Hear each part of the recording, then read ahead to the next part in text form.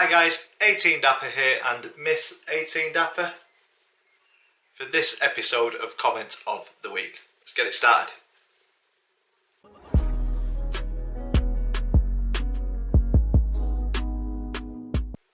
So guys, welcome to episode 41 of Comment of the Week. 41 weeks this has been going. Decent. Nearly a year. And we will see what we do with it once week 52 comes. But this week, firstly, I hope you guys are still enjoying these weekly comments of the weeks. Comments are still coming in. You're still asking us questions, which is a good thing, isn't it? Yes, yeah. So this week we have got 3 comments to look through, and they're all pretty big comments, so got quite a lot to talk about. Are you ready? I'm ready. You sure? Yeah, sure. Let's get into it then.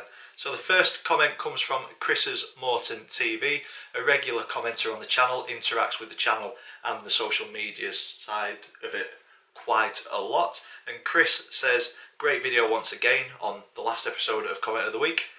As you know, this virus is causing massive problems around the world. I was supposed to go to Blackpool in July, which got cancelled a few months back. Sorry to hear that, mate. Me and my friends are planning to go next year instead. I'm not worried to go on holiday, as some people are worried. They're scared to go away somewhere. When the pandemic is over, what are your thoughts on it? Are you scared to go away on holiday? My Blackpool was supposed to be a birthday weekend away. Hope Scotland's lockdown is lifted by then, so I can spend my birthday with my friends as I do every year. So firstly, hopefully the Scotland lockdown is eased so that you can spend your birthday with your friends. Even if it's not in Blackpool, at least you've got a chance to be in and around your mates and your family. Because I think that's the big thing for me, what I'm missing.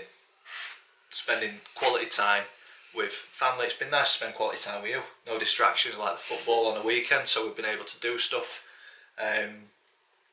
But yeah, time with friends and family, down the pub and stuff, I think it is difficult. So hopefully the lockdown is lifted in Scotland or eased by your birthday. When is it going to Scotland? He lives in Scotland. Oh, alright. Chris lives in Scotland. Well, you were going there as a treat. We'll do a house swap. We'll go to Scotland and you can come to Donnie. He was going to Blackpool Right. for his birthday, but that's now next year, as long as everything's good. Right. But he asks if we're scared about going on holiday once the pandemic is over. Well, I was thinking about this because obviously you've got some of your flight airlines now are planning on opening up again in, is it the end of June or early July? I think so, yeah. And I was thinking of whether or not I would still want to book us to go away for our summer holiday when we originally planned to go. And although I'm not afraid to go on holiday and I'm not afraid to go travelling, it's the fact that I'll not get that full enjoyment from that holiday. So we might be spending the same amount as money as we would before for that same package, but the likelihood is when we arrive in that other country they might have lockdown procedures for new passengers, and they might put us into quarantine. So there we won't be able to enjoy our holiday because we'll be forced into isolation again. And at the moment, you don't have like your leisure centres open. So who's to say we're going on this all-inclusive holiday, but we can't use the pool because that's cut off? Like, I wouldn't go at the moment as things are because I don't think it'd be value for money and you wouldn't get the memories and the experience that makes you want to go. I'm definitely up for having more holidays in the UK because if you're going with friends and you're going with family, those are the people who will make the holiday the great experience. So even if there's like certain features that you're missing out on, like pool time or being in a bar, like those sort of things, because you'll have so many people around you going through the same thing, but you're still having the banter, you'd still have a lot of enjoyable memories from that time away. What are your thoughts? I echo exactly what you've said. I think it's such an uncertain time in the world. Yeah, like you say, you could go and spend 1,400 quid, whatever, 1,500 quid on an all-inclusive holiday, however much it is. Get there and there's no buffet, because I don't think they'll have all you can eat buffets anymore where you just go up and serve yourself. Obviously they'll be wanting to reduce the contact. Like you say, the pool might be closed and you're just not going to get, potentially you're not going to get value for money. You're not going to. Who knows? It might come to July and the world has beaten this virus. Who knows? We don't know what's around the corner, but I'm not scared of travelling. What I am scared of is spending hard-earned cash and not getting the same calibre of holiday that we've had for the last 2 years, which they've both been fantastic in Crete and Cyprus, fantastic holidays, and I wouldn't want to spend that kind of money and get nothing back, or very little back. I appreciate that the hotels and everyone involved with like catering for holidays will do everything that they possibly can to make it a really good experience, but you have sort of in your mind like what a holiday should be, and because we have enjoyed like 2 really good holidays, Proper carefree holidays. Yeah, that have been abroad, that's the sort of thing that we'd strive to achieve every time now. And I think if it didn't meet those expectations, we'd be really disappointed in ourselves, not in the people who have tried their hardest to make it a good holiday, but ourselves, because ultimately it'd be our decision whether or not we went away now. But I think as it is, until we know for sure what is happening in these holiday destinations, we'd look more towards staying at home and having like a holiday staycation. Yeah, like a log cabin, or where you can rent a full house or a full cottage for a time, and maybe even get a tent and do some camping or something. Like, there's so many experiences that can be had in England. Like, we might as well, or Scotland. Yeah, we might as well take this as an opportunity to tick them off the bucket list. Yeah. Hope we've answered your question there, Chris. I think we've summed it up. So we're not scared to go away, but the risk is too great. So we're going to do staycations if that's an option. And hopefully the Scotland lockdown is eased so you can celebrate your birthday with your friends, and we would like to be the first to say happy birthday. Happy birthday. Moving on to the next comment. This is from Paul Folwell Bluenose, another regular commenter on the channel, and this was from episode 40 once again. He said, great video Dan and Vicky, my 2 questions are, did you and Vicky have any plans to go on holiday this year? If so, have you had to cancel because of coronavirus? And 2, question for myself, when do you hope to have your Subbuteo characters and stadium finished by? So I think we've kind of gone over the holiday question 1 already. We didn't have a holiday planned, booked. We didn't have it booked, we did have it planned. We had a week booked off from work, and we had one in like June and then in September. So depending on what we were doing with the house and how we were financially, we were either going to get a last minute holiday in June or try September. But as things stand, I think we're just not going to go on holiday this year. I need to renew my passport anyway, and I was hoping to do that during like March time, to be honest, when nobody else has bothered about renewing their passports. But since everything that's happened, I've just put it off, because the last thing I want to do is send off all my details to wherever it goes, and there be no one in the office, and then my details and whatever get lost. So I've just been holding back. So even if we wanted to go away this year, we can't. I don't have a passport, so we can't do that. But yeah, luckily we've not booked anything, so we haven't had the stresses of rearranging the holiday or trying to get money back and stuff. So quite lucky with that, aren't we? Yeah. Because like Vicky said, we were just going to try and get a last minute to. We mentioned Malta, Bulgaria, Croatia, somewhere like that. We were thinking about places like that, and now I'm thinking about places like that. I know, me too. Like Croatia was like at the top of the list. Cheers, Paul. I'm crying now. But because we're at home, let's move on to my Subbuteo. I haven't really got a plan on when to get it finished by. It's just a hobby where if I've got any spare time and the weather's horrid outside, now we've got a nice garden. I can even take it outside with me in the nice weather. So yeah, it's just as and when. It's quite an expensive hobby, isn't it? If you say so. I think it is. I mean, stands are like 30 quid a piece. The seats are 20 quid per stand. There's 20 stands that go around the stadium, so just to seat it all is 400 quid. And yeah, we're doing the house up and stuff, so it's going to be a long process to get the Keepmoat Stadium Subbuteo built. But it will look fantastic when it's done, because as soon as the stadium's done and seated, that's where the fun starts, because that's where I'll get creative, try and find materials that work well, and try and get it to look as close as possible.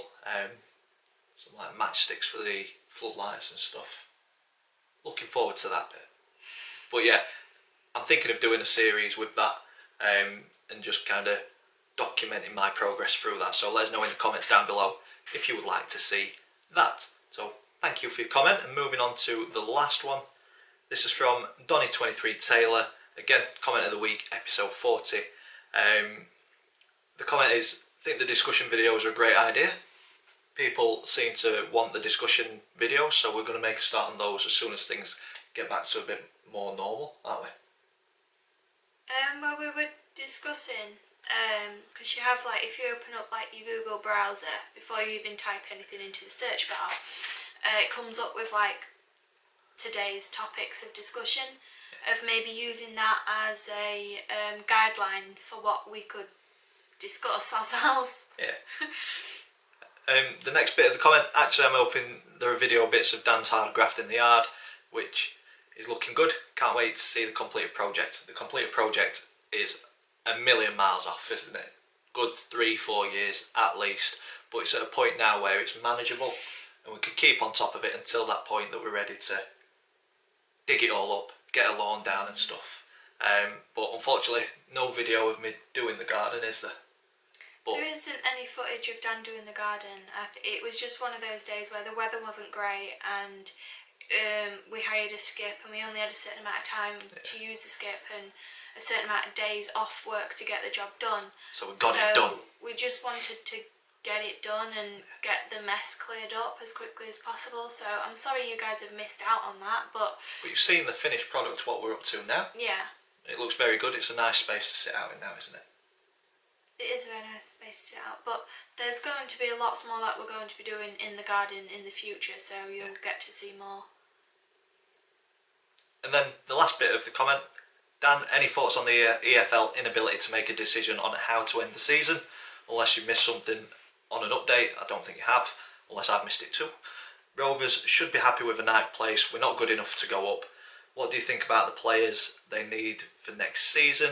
As I believe a few were out of contract, like a lot of other clubs. I think the season should end as top 2 clubs go up, bottom 2 go down.